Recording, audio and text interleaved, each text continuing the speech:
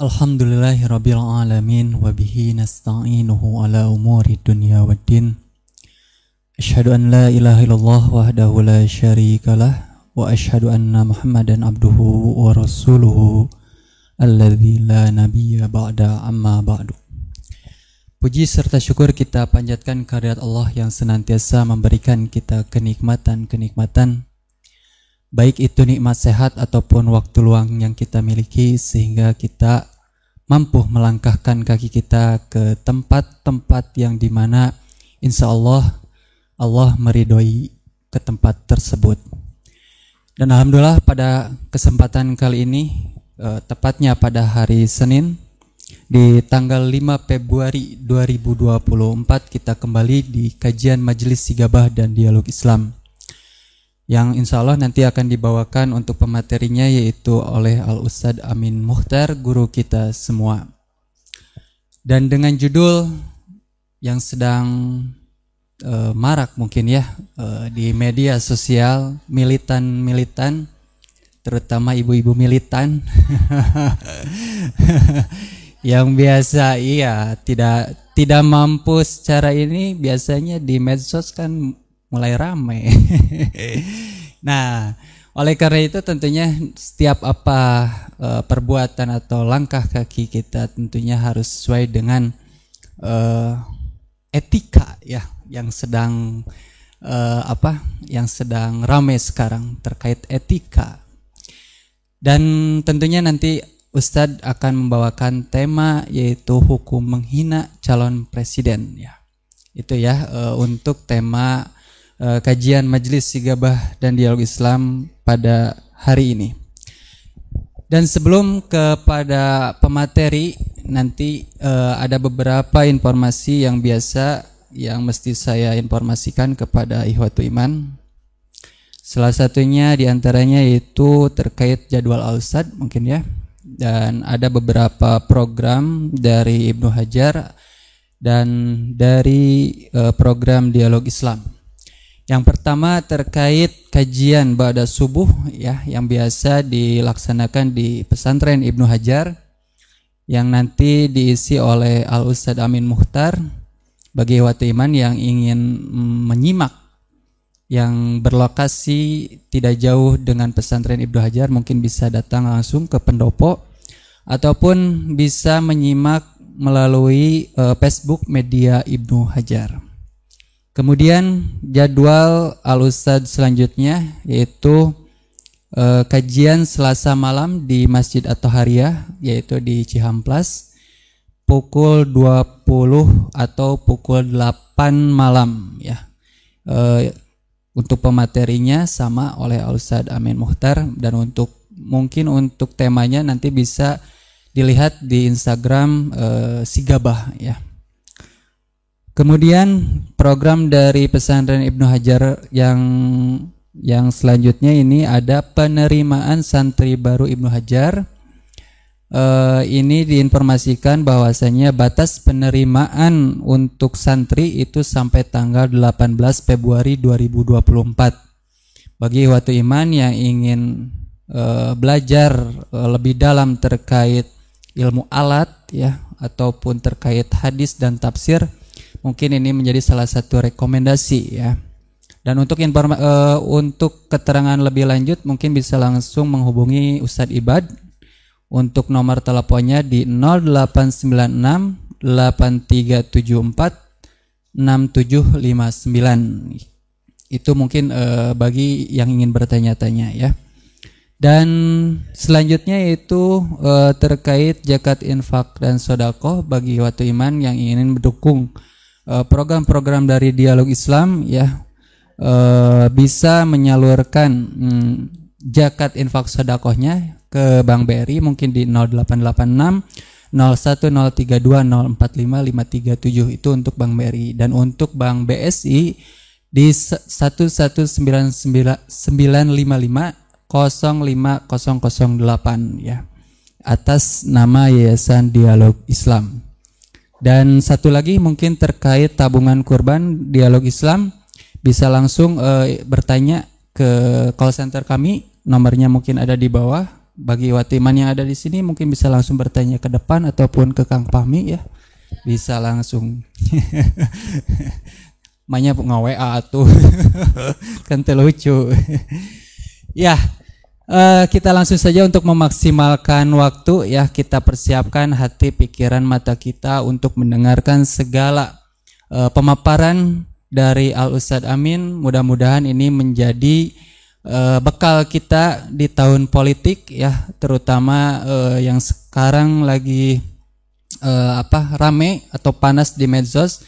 Mudah-mudahan ini menjadi bekal kita dalam menyikapi hal-hal yang sifatnya katakanlah negatif ya. Kita siapkan pendengaran hati kita untuk berfokus pada materi yang akan disampaikan oleh Al Ustadz Amin Muhtar. Waktu dan tempat kepada Al Ustadz kami persilahkan.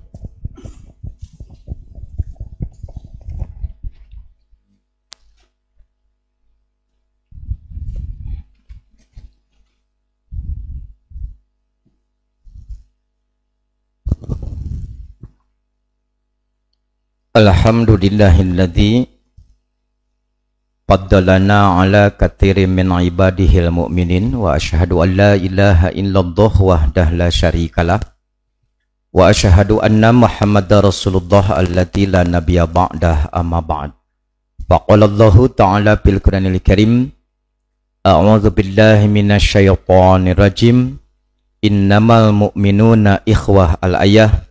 Wa qala Rasulullah sallallahu alaihi wasallam al-muslimu akhul muslim la yadlimuhu wa la yuslimuhu al-hadits. Hadirin ikhwati iman, bapak-bapak, ibu-ibu serta para mujahid ilmu generasi baru. Alhamdulillah atas kudrah, iradah serta inayah Allah Subhanahu wa taala kita dapat kembali bersua dalam kajian berkala Majelis Syigabah dan Dialog Islam, terutama bagi bapak ibu yang bisa hadir secara langsung di Musholla Dialog Islam. Bagi bapak ibu yang di rumah, tentunya kajian ini ditaping besok ya, karena satu dan lain hal sehingga tidak tayang secara live streaming. Materi kajian melanjutkan upaya telusur jejak petunjuk Zat Maha Ghafur dan pedoman Rasul Sallallahu Alaihi Wasallam dalam menata kehidupan berbangsa dan bernegara melalui manhaj siyasah nubuwah dan kaidah fiqhiyah. Dalam hal ini merawat akhlakul karimah dari perilaku yang dapat mencederai muruah umat karena syahwat siasat, khususnya dalam bersikap terhadap capres dan cawapres. Misalnya Bapak Ibu, satu paslon dipuji setinggi langit hingga disebut Imam Mahdi. Nah mungkin besok itu pembahasannya. Jadi begitu dipujinya misalkan seorang capres sampai dikatakan Imam Mahdi akhir zaman. Sebaliknya capres yang lain dihinakan dengan serendah mungkin. Inilah Bapak Ibu yang akan kita bahas dalam kerangka akhlakul karimah dan uswah hasanah. Maka sebelum membahas hukum menghina calon presiden, marilah kita cermati kembali nasihat orang tua dan guru kita, khususnya Ketua Dewan Hizbah, yang kami ringkas dalam beberapa poin dan kami tidak akan pernah bosan untuk mengingatkan hal ini. Pertama, bagi kaum muslimin, politik sejatinya mengamalkan nilai-nilai ajaran Islam dalam berbangsa dan bernegara untuk menyadari hak dan kewajiban hakiki serta tanggung jawab guna mencapai kemaslahatan dunia dan akhirat. Poin ini Bapak Ibu sekaligus menjadi tadkirah bahwa apa yang kita lakukan dalam bersikap di dunia ada pertanggungjawaban akhirat.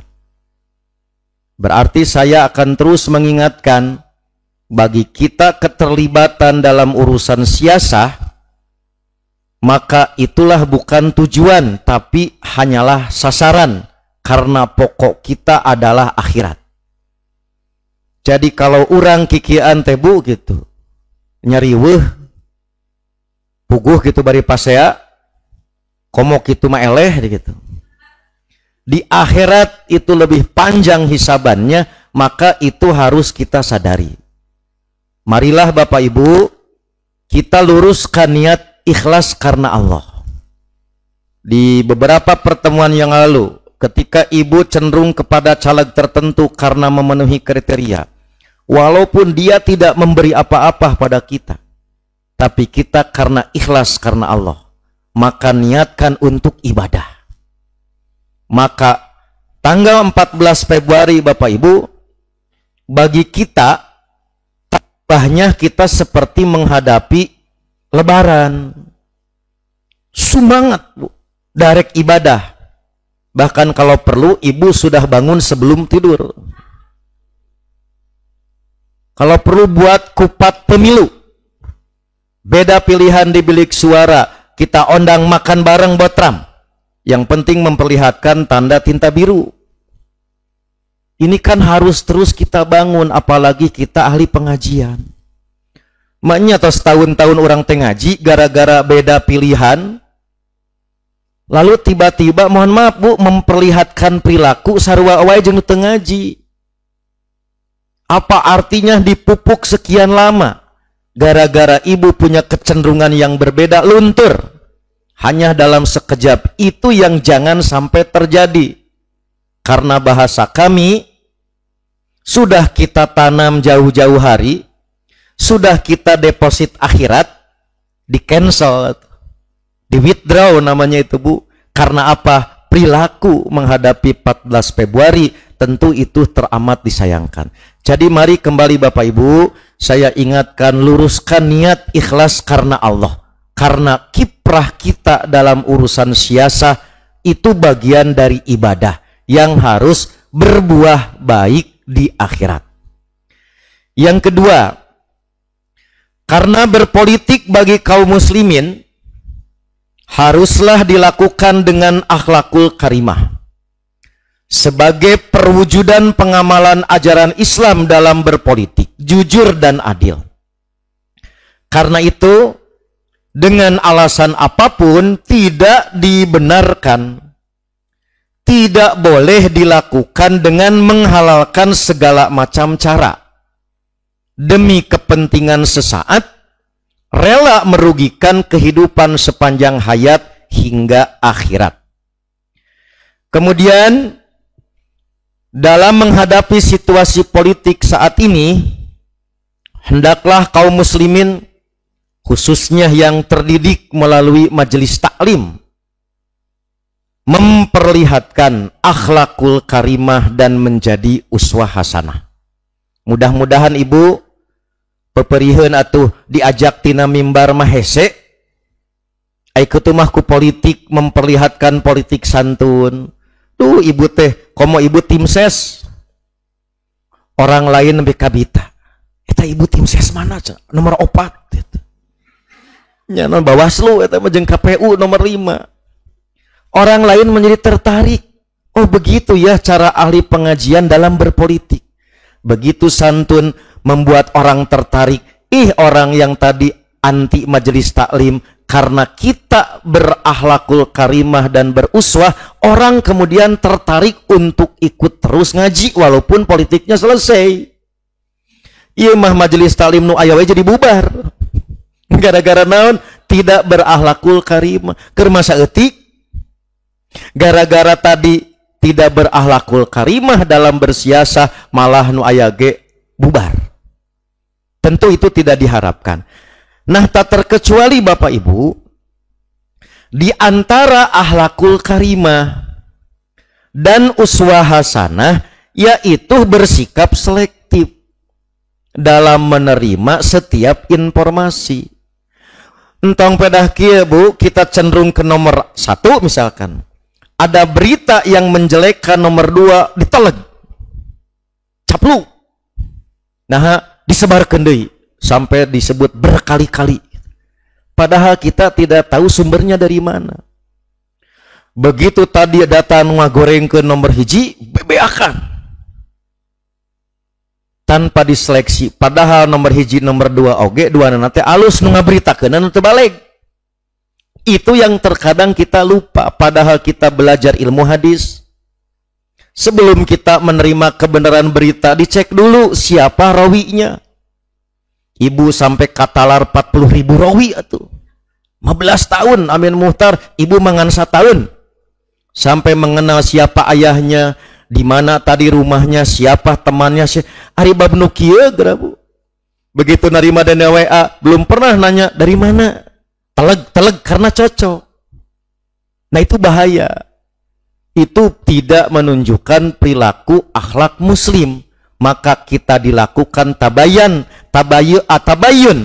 Bukan karena cocok atau tidak isi beritanya, tapi sumber pemberitaannya itu yang jangan sampai meruksak muruah kita sebagai orang yang beriman. Nah, mari kita lihat Bapak Ibu, materi kajian ini berangkat dari pertanyaan umat kepada orang tua dan guru kita, terkhusus di Dewan Hizbah yang mendapatkan amanah mengelola rubrik istifta majalah Risalah. Maka ada pertanyaan dari umat, bagaimana hukum menistakan, yaitu menghina, merendahkan calon presiden yang dalam tanda petik memang disinyalir banyak melanggar hukum gitu. Saya lagi ya. Jadi bagaimana hukumnya menistakan, yaitu menghina atau merendahkan calon presiden yang memang dipandang banyak melanggar hukum. Nah inilah sekali lagi Bapak Ibu latar belakang. Jadi ada pertanyaan dari umat kepada tua dan guru kita di Dewan Hizbah melalui rubrik istifta majalah Risalah yang baru terbit lah gitu. Maka jawabannya, pertama, kaum muslimin dilarang menghina, mencela, merendahkan sesama muslim lainnya, baik ia sebagai calon lurah, calon RT, calon presiden atau yang lainnya. Juga tidak boleh memanggil dengan gelaran yang buruk yang tidak disukai. Jadi al-aslu memanggil ibu si A, panggilan itu pada asalnya menghina, maka tidak boleh. Ya, mata kelamun ibu tadi si Amin itu kan, si Amin, si Gemoy gitu kan, bisa teruskan heula ka ditu teh gitu. Ka nomor 2 teh wo gitu kan. Lamun wawa di gerawan tadi Gemoy enakeun teu kan gitu kan. Nah, kecuali panggilan itu memang panggilan yang sudah biasa dalam rangka memang panggilan akrab. Seperti saya punya teman namanya Arif, itu 5 orang. Kalau ditanya si Arif aya teu pan bingung Arif nu mana, untuk pembeda disebut Arif bule bakat ku hideung gitu. Makanya Arif mana Arif boleh, orang jadi tahu, jadi sebagai penanda, bukan untuk menghina gitu. Jadi al-aslu mah tidak boleh memanggil seseorang dengan sebutan yang buruk. Udah ya?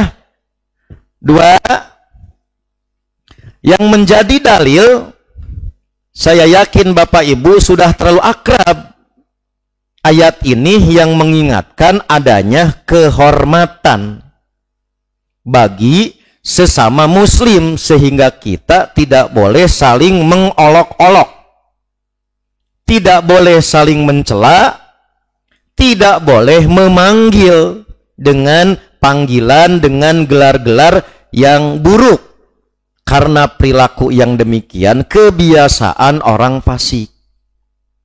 Itu surat Al-Hujurat ayat 10 sampai 11. Kemudian juga ditegaskan oleh beberapa hadis Nabi, antara lain seperti yang diriwayatkan oleh Imam Al-Bukhari Muslim yang bersumber dari Ibnu Umar, bahwa Rasul bersabda, al-muslimu akhul muslim, la yadlimuhu wa la yuslimuhu. Seorang muslim adalah saudara bagi muslim lainnya, dia tidak mendoliminya dan tidak membiarkannya untuk disakiti. Wa man kana fi hajati akhihi kana Allah fi hajatihi. Siapa yang membantu kebutuhan saudaranya, maka Allah akan membantu kebutuhannya. Wa man farraja an muslimin kurbatan, farrajallahu anhu kurbatan min kurobati yaumal qiyamah. Siapa yang menghilangkan satu kesusahan seorang muslim, maka Allah menghilangkan satu kesusahan baginya dari kesusahan-kesusahan hari kiamat. Wa man satara musliman satarahullahu yaumal qiyamah. Dan siapa yang menutupi aib seorang muslim, maka Allah akan menutupi aibnya pada hari kiamat. Lihat Bapak Ibu, pan hadis itu atas biasanya sejak dulu belajar luntur Pak, pedah naon pilpres. Ya kan pasti kalau ngaji gitu, Ibu mungkin 10 tahun hadis ini bukan hadis yang asing. Tapi memasuki tadi pemilu, terkadang hadis demikian menjadi barang yang asing. Seakan-akan panduan ini kemana Ibu gitu. Nah, karena tanpa disadari gitu. Cebrod we gitu. Wah terbalik sih eta ngomong ke gitu kan. Bapak ketrok huntu. Terbalik. Itu contoh Bu. Terkadang identitas kita luntur yang sudah dipupuk demikian lama oleh para orang tua guru, cahaya tadi Qur'ani serta petunjuk nabawi terkadang hilang.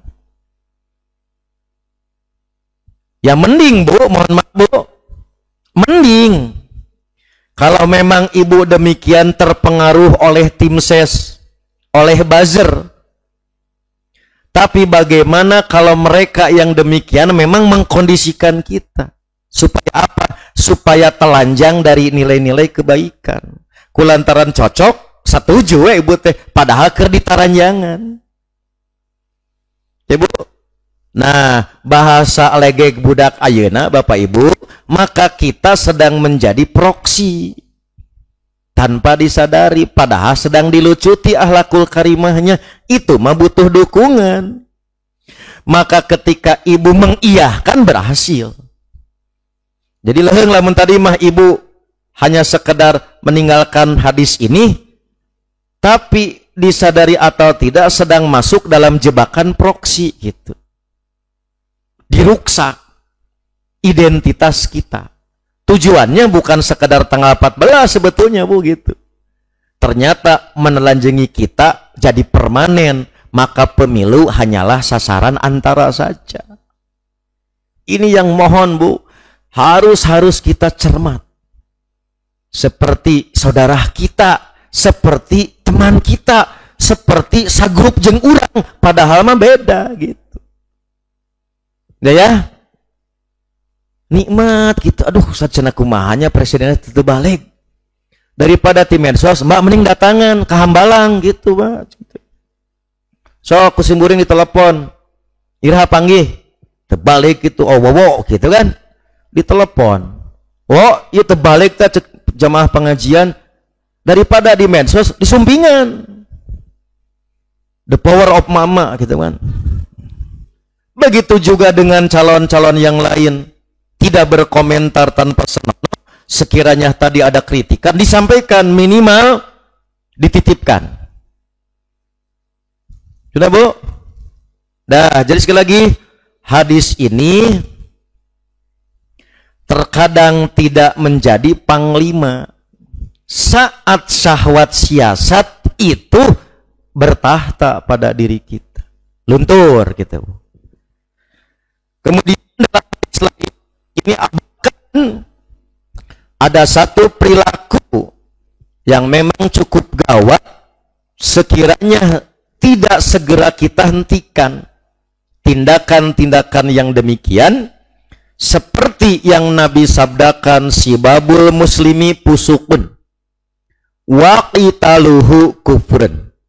Mencela orang Islam adalah kefasikan dan membunuhnya adalah kekufuran. Apa arti piskun?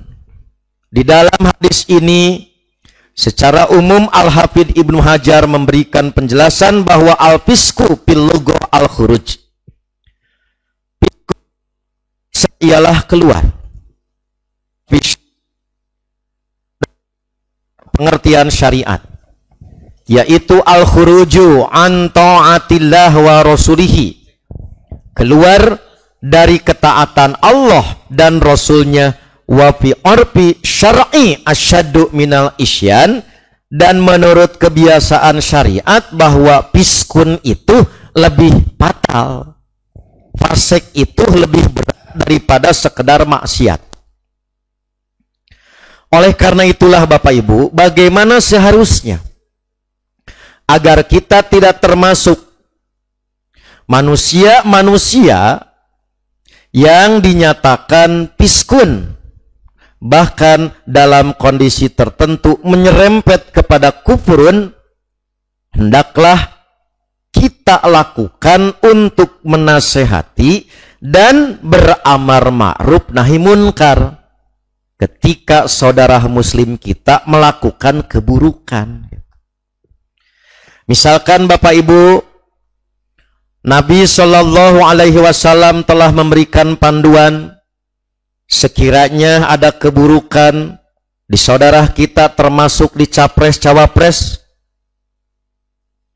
maka yang harus kita lakukan, hendaklah kita berbuat dengan kemampuan yang paling maksimal, yaitu merubahnya dengan tangannya. Contoh, karena ibu tim sukses menentukan capres, bahkan capres itu disetting kan untuk kampanye, untuk debat, ibu lebih berkuasa men-setting capres. Maka ketika capres orang bahaya ya nyarita anak ku orang, justru dihalangan dengan cara apa? Aturan itu biliat.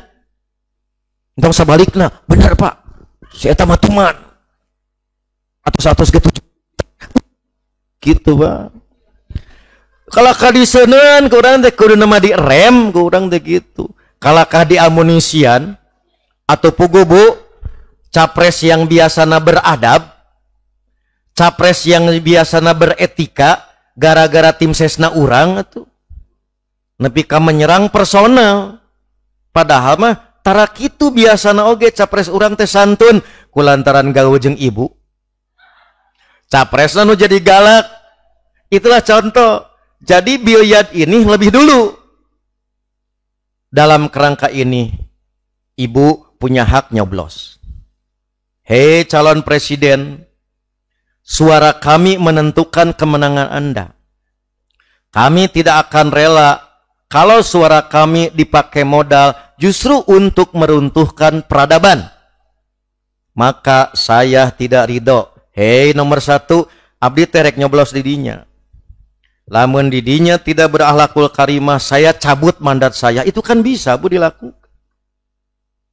Yang sebut dengan tadi bilyat. Cabut apa? Dukungan saya cabut dari Anda karena Anda ternyata melanggar ketentuan Islam. Entong kieu begitu melanggar, baiklah nu penting menang calon orang. Malaikat kieu we sibu naon cenah teh gitu kan. Itulah diantara contoh. Ya. Nah, ketika tidak mampu, maka lakukan dengan lisan. Nanti kita bahas bagaimana etika bermedsos. Karena mungkin kan ibu, kan nomor hiji di mana linggihna ge teu apal. Nomor 2 di mana gitu, nomor 3 di mana teu apal. Di medsos weh, susuganan eta ge dibaca. Padahal capres mah tara maraca. Gitu kan? Ting naon dipaca ngeuna oge. Nah, maka di sini mampu lakukan. Ternyata tadi mencegah tidak bisa ibu ku tangan, kulisan juga tadi hampa karena terlalu ngemenggangga jarak. Bisa nepi ngan seberes etana pemiluna gitu. Da ka mana heula kitu teh bunguriling Mas. Encan lobet, acan sinyal kakaron napi geus capres. Satu ad apul iman teu satuju gitu. Duh, kumahanya teresep ya kacapres ieu teh memang da lepat gitu. Dengan mencegah dengan tangan tidak mungkin, dengan lisan tidak mungkin, minimal dina hate saya tidak setuju dengan kelakuan dia gitu. Tetapi itu adalah tahapan yang paling lemah, menunjukkan selemah-lemahnya iman. Dalam hadis yang lain, kita juga diingatkan oleh nasihat ad-dinu an-nasihah. Agama itu adalah nasihat. Qulna liman. Kami bertanya untuk siapa ya Rasulullah? Qala lillah. Yaitu nasihat terhadap Allah. Wali kitabihi. Terhadap kitabnya. Wali rasulihi terhadap rasulnya. Wali a'immatil muslimin wa amatihim. Dan para pemimpin kaum muslimin serta seluruh kaum muslimin. Kemudian juga tambahan yang ketiga, kaum muslimin juga dilarang menggunjing atau menceritakan keburukan saudara muslim. Inilah Bu, keasikan yang tidak dirasa sebagai dosa, terutama ngagibah. Apalagi dengan teknologi yang lebih canggih. Baheula mah hese rek ngagibah teh minimal kudu botram ka imah heula. Padahal rek ngagibah alasana bade botram. Ayeuna mah pake teknologi semakin digosok semakin sip gosip kan, pakai WhatsApp. Wah, mereka lekoh. Teu sadar padahal malaikat ikut chatting. Tara sadar teu urang bake teh aya malaikat gitu kan. Bakatku asik. Semakin difasilitasi dengan teknologi, semakin enjoy ngagibahna teh. Tong dibeja-beja kasa urang tos ka 100. Halo Bu, kan ge tong dibeja-beja kasa urang tos ka 100 itu teh. Nyebut tong dibeja-beja teh gitu. Bahkan ada tanda berkali-kali. Kalau dibalikeun ti saha teh berkali-kali teu arapal. Cul ujug-ujug aya begitu. Sorry bro, abad modern iblis nage lebih canggih. Ibu mah ngan sakadar tiasa ngedit, itu mah bisa ngapraming. Naon nu salah wae jadi bener, bakatku hebat. Itulah diantara Bapak Ibu yang diingatkan oleh Allah dan Rasulnya, misalkan dalam surat Al-Hujurat ayat 12, yaitu orang beriman dilarang suudzon, ya, dilarang suudzon. Andai kata Bu, kieu kan cek Nabi teh, idza dzananta fala tuhaqi. Andai kata ibu curiga, andai kata ibu punya prasangka, boleh, tapi fala tuhaqi, jangan dipastikan. Cek saha? Nyaan kitu. Bener, nyaan. Padahal teu yakin urang teh. Oh, panginten rupina barangkali. Itulah yang disebut dengan cara menghindar lebih bagus daripada memastikan, padahal tidak pasti. Kemudian juga Nabi di dalam hadis-hadisnya berkenaan dengan gibah. Dalam kerangka yang menjadi acuan bagi kita, gibah membicarakan kejelekan orang lain itu tanpa sepengetahuan dia. Bagaimana kalau ternyata dia ada di depan kita, Bu, dan yang dibicarakannya benar, maka itu buhtan. Jadi gibah mah di belakang, tak aya jelema nama Bu, buhtan. Jadi di depan hidungnya. Ye, Ustaz, kan gibah mah cenah di belakang, kenging teh lamun dihareupeun, hei pincang gitu kan. Hei pengok gitu kan. Hei kudisan, teh buhtan. Kalau tidak sesuai namanya tuhmah, di urang nyebutna fitnah gitu Bu. Jadi saya ulangi, membicarakan seseorang tanpa kehadirannya dan yang dibicarakan itu benar, namina gibah. Membicarakan di hadapan orangnya dan yang dibicarakan itu benar, namanya buhtan. Kalau membicarakan mau di depan atau di belakang tidak sesuai dengan kenyataan, namanya tuhmah. Kalau ini digoreng untuk yang lain, namanya namimah. Adu ayam, adu domba gitu, namanya namimah. Iya teh Bu, 5 serangkai. Tidak bisa dipisah satu yang lain. Gibah, tuhmah, namimah, buhtan, eta teh Bu teman akrab. Besti-besti. Seia sekata Bu, asli teteh sehidup semati atau Bu. Daki benernya. Dulu mah nggak ngerti gitu ketika diajar nu karya teh naon gitu. Ternyata pasti dah minimal orang yang melakukan demikian dari 5 sekawan minimal 2. Jarang yang melakukannya sendirian. Karena temannya pasti protes, si buhtan protes. Si namimah protes, itu minimal Bu gitu. Sudah ya? Ini Nabi mengingatkan itu. Sudah ya? Jadi al aslu pil ngomongi al orang lainu gitu. Hukum pokok membicarakan kejelekan orang lain. Mau di belakang, mau di depan, hukum asalnya tidak boleh. Paham Bu? Nah, kecuali, nah ini Bu ada rukhsah. Oke? Kecuali ada beberapa situasi dan kondisi membicarakan orang lain itu boleh. Contohnya ibu ngahina wae Fir'aun. Ku Fir'aun dituntut awas ya Bu di akhirat. Sejak dulu sampai sekarang umat manusia khususnya muslim ngahina wae Fir'aun. Kenapa Bu? Justru kalau disembunyikan kedolimannya orang menjadi celaka. Maka dibolehkan membicarakan keburukan orang dalam kerangka mengadukan kedoliman. Contoh ke pengadilan. Contoh ke polisi. Pak, lapor saya telah didolimi, dirampok. Ibu bisa sebutkan ciri-cirinya. Dah kata Nabi jangan menyebut.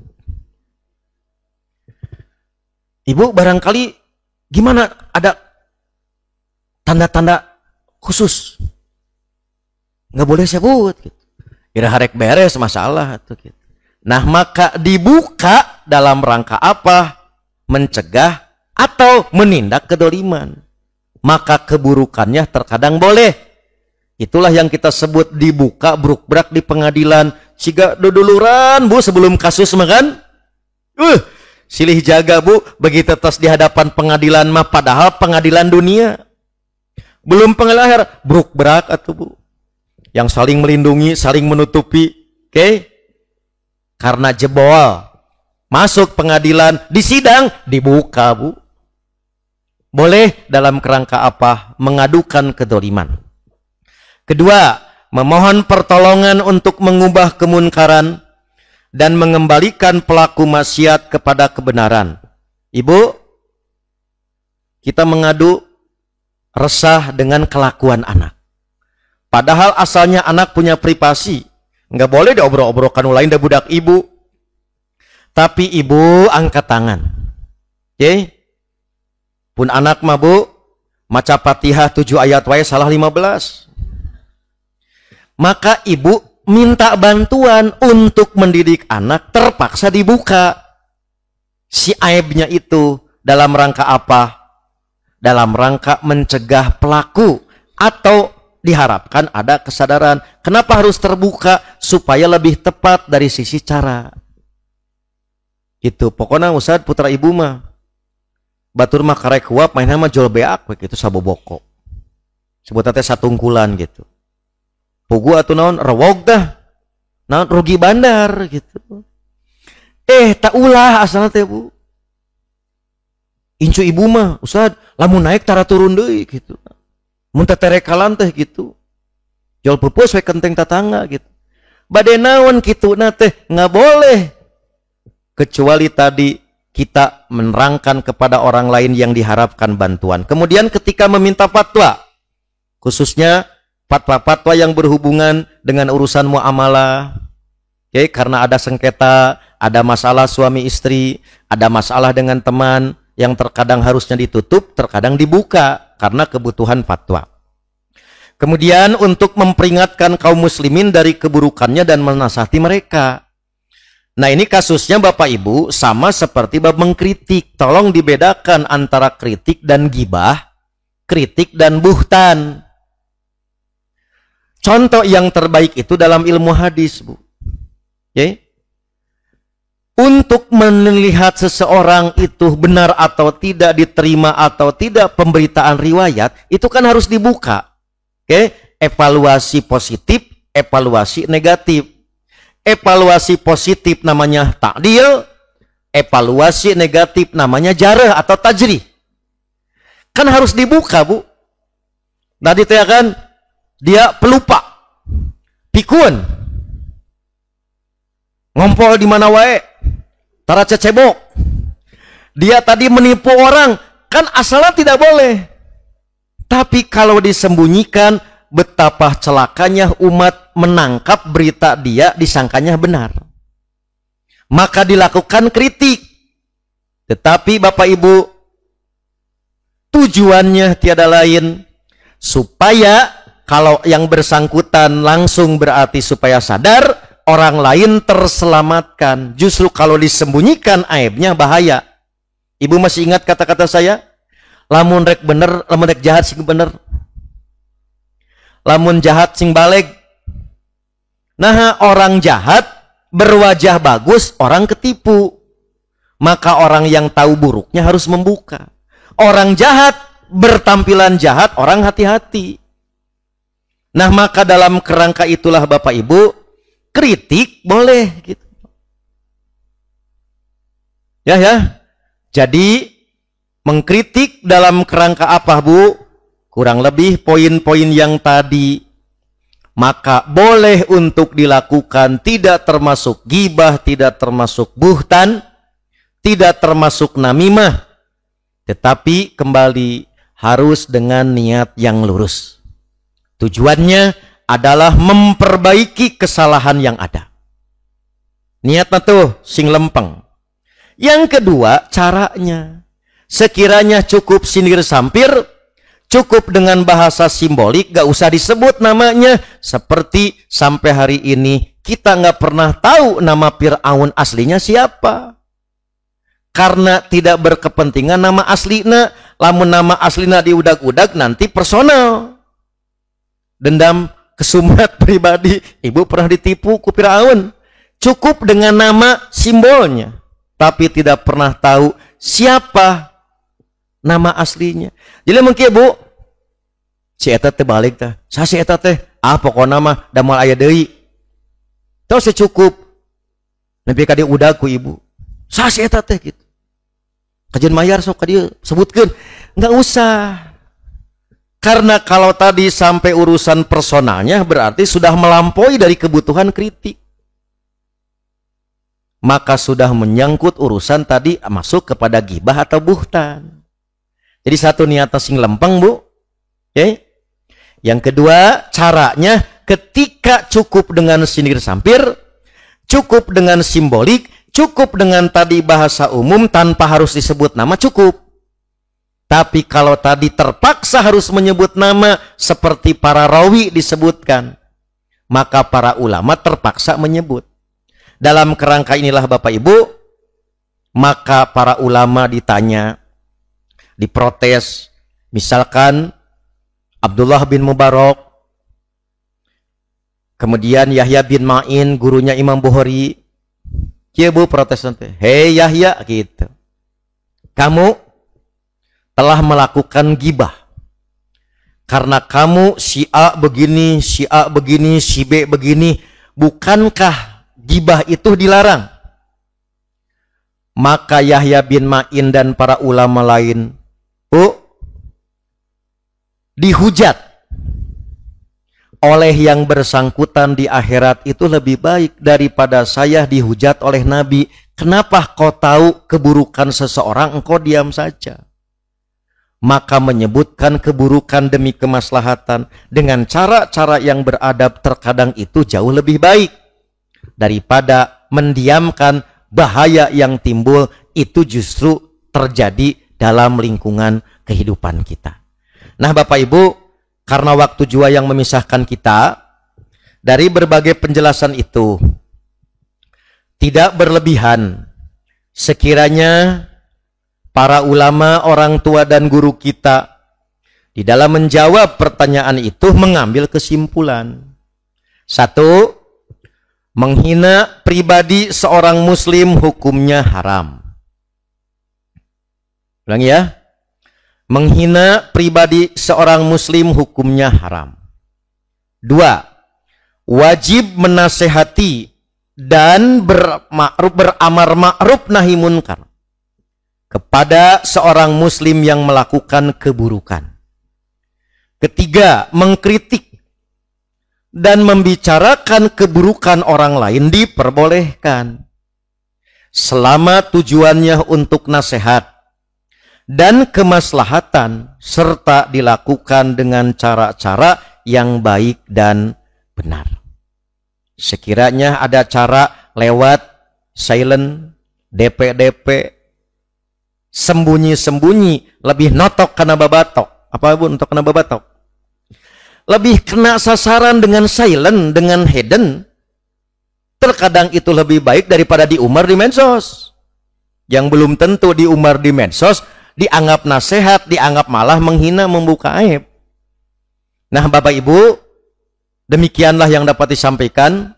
Oke, mudah-mudahan apa yang disampaikan menjadi tambahan ilmu yang bermanfaat dan tetap dapat merawat sifat dan identitas kita agar kita senantiasa mendapatkan limpahan rahmat. Akhirnya saya tutup kajian ini.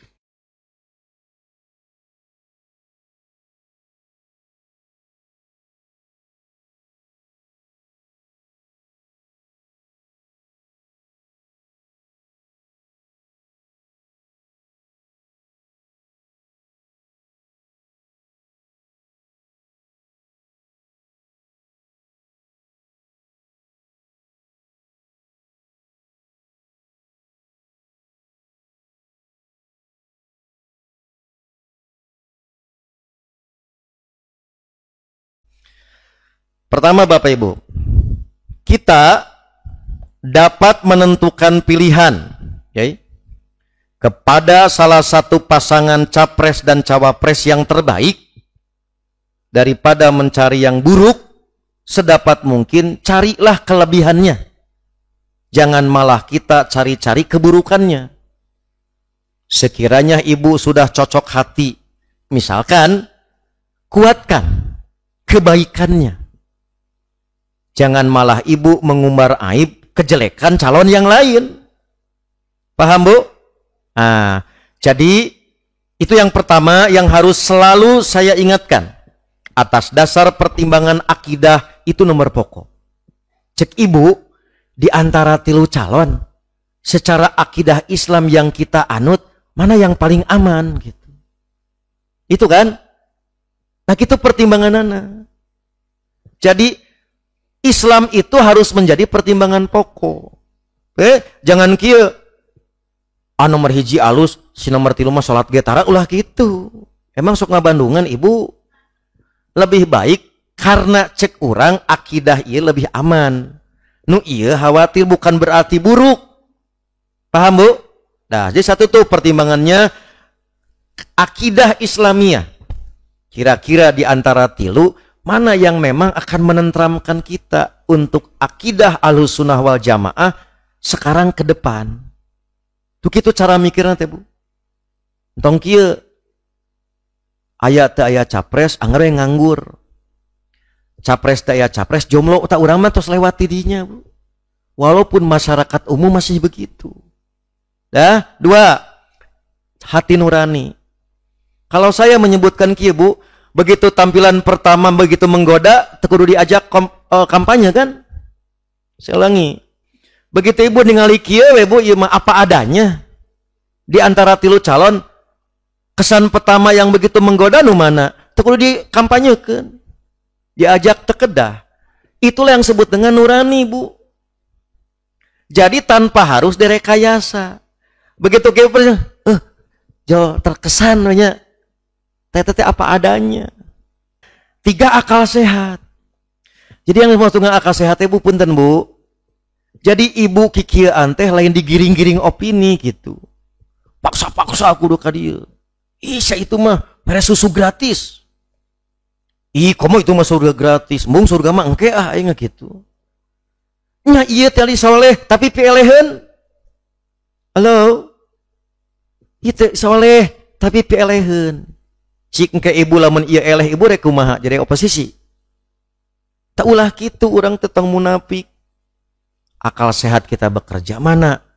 Sedapat mungkin ketika kita apa yang bisa lakukan untuk memenangkan karena asup di logika gitu. Ningali debat terus apa ibu ge kieu? Padahal ibu teh cinta tapi begitu debat nya ka harti eta contoh gitu teh Bu. Dah ya. Kemudian khusus misalkan bagi Jamiah Persis, bagi tadi jamaah dialog Islam, andai kata masih ragu kanton harus Pak Haji Kun. Pak Haji cek Ustad Amin, i jamaah rek dikamanakeun. Coba kita berusaha nanya ka diri urang. Rek nanaonan cek ibu penting teu kikieuan, penting karena menjadi catatan amal. Supaya entong salah, kita berusaha dengan ukuran akidah. Ukuran tadi haniran, ragu keneh kanton harus kapingpinan. Minimal ibu ketika ada arahan 50% tanggung jawab kita dilepas. Begitu ke dihisab di akhirat. Ibu milih saha dina pemilu anu nambat anu tarusin ka Haji Kun gitu kan. Diriungkeun gitu di paling sabaraha grup WhatsApp-na kan diriungkeun, dihisab kan enak babarengan. Tapi lamun kieu jauh kecenderungan ibu sendirian dihisabna bingung. Duh cenanya dukanya sorangan we batur keur ngariung gitu di akhirat teh bari tadi bala kecerakan botram. Urang teh kieu we lu atleet. Nah itulah contoh di antara kelebihan taat kapingpinan. 50% itu melepaskan beban tanggung jawab. Karena akan ditanggung bersama dari sisi apa? Mas'uliyat pertanggungjawaban. Dah. Terakhir Bu, itu untuk pribadi tuh. Kermah sorangan ge berat itu Bu. Komo ngajak batur. Paham Bu? Nah, apabila ibu sudah yakin secara ilmu, kita fokus tanpa harus menghina calon yang lain. Perkuat yang ibu tahu prestasi tadi. Ya. Maka ibu ngajak kepada orang lain. Sesuai dengan pilihan kita, maka ajaklah dengan mengenalkan kebaikannya tanpa harus menghinakan calon yang lain. Ibu kenapa nomor 4 kabeh garoreng? Nambah nomor 4 kabeh garoreng gitu kan. Emang ibu alus gitu kan. Nah jadi sekali lagi Bu, andai kata tadi kita sudah yakin ibu mau mengajak, maka kenalkanlah kebaikannya. Jangan sekali-kali justru kita mengenalkan calon kita untuk dipilih dengan cara menghinakan calon yang lain, maka disitulah meminimalisir beban tanggung jawab kita dalam hisaban. Nah Bapak Ibu, kenapa ini harus selalu saya ingatkan kembali? Karena bagi kita sebagai orang yang beriman, memilih pemimpin bukan sekedar coblos mencoblos gambar, melainkan bagian dari konsekuensi iman yang akan dipertanggungjawabkan kelak di akhirat dalam kehidupan berkelanjutan.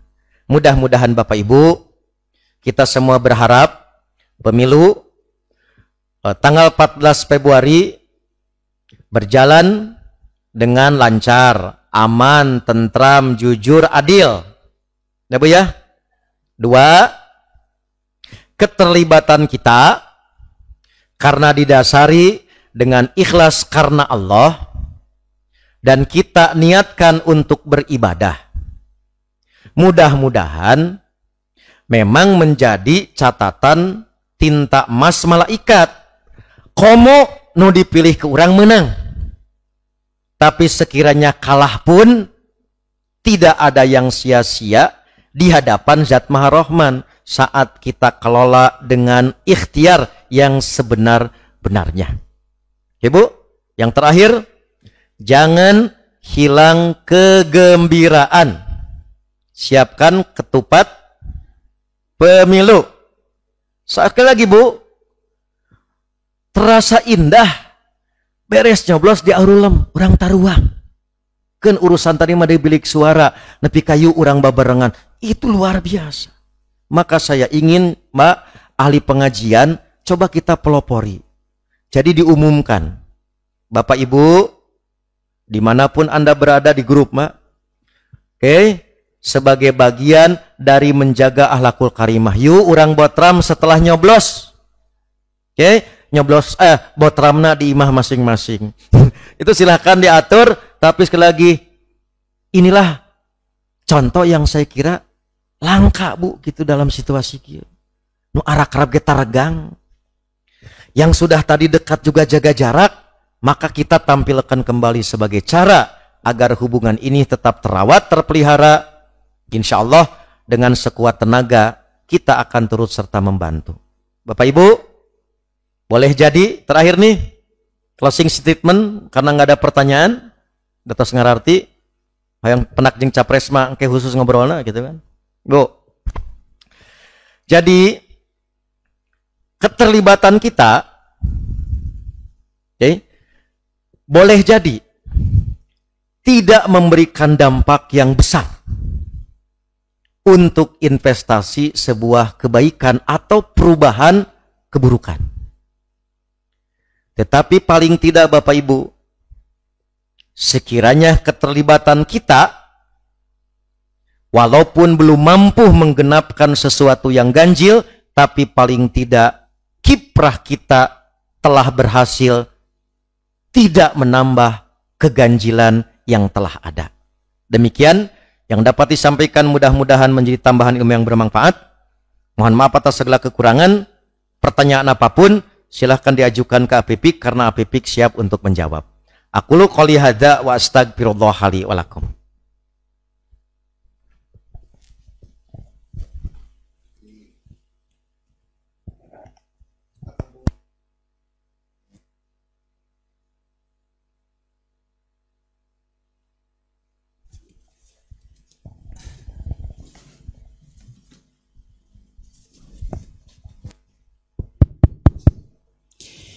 Ya, teriring doa jazakumullah khairan katsiran kepada Ustaz Amin yang telah memberikan pemaparannya terkait kajian malam hari ini.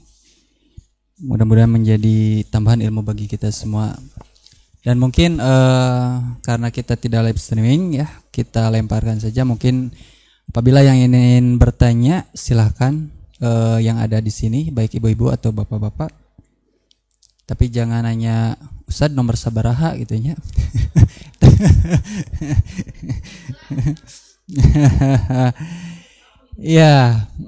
Ya, seriusnya punya. Ya, ada yang ingin bertanya? Kalau tidak mungkin dicukupkan. Cukup? Cekapnya? Cekap. Ya, mungkin tidak ada pertanyaan untuk malam kali ini. Kita akhiri saja kajian malam kali ini. Mudah-mudahan menjadi ilmu tambahan bagi kita semua, terutama dalam menjelang tahun politik. Bagaimana kita bersikap, bagaimana kita menunjukkan etika yang baik tentunya, dan tentunya kita menunjukkan seorang jati diri muslim di hadapan orang-orang sebagaimana yang telah Nabi SAW sabdakan. Mudah-mudahan dengan segala pemaparan ataupun petunjuk dari guru-guru kita semua, kita mampu menyikapi, kita mampu menghadapi segala situasi yang sekarang ada di lapangan. Mungkin itu saja bagi Ikhwatul Iman. Terima kasih yang sudah datang ke Mushola Dialog Islam. Mohon maaf apabila banyak kesalahan. Sekian kajian malam kali ini. Aqulu qouli hadza wastaghfirullah li wa lakum. Wassalamualaikum warahmatullahi wabarakatuh.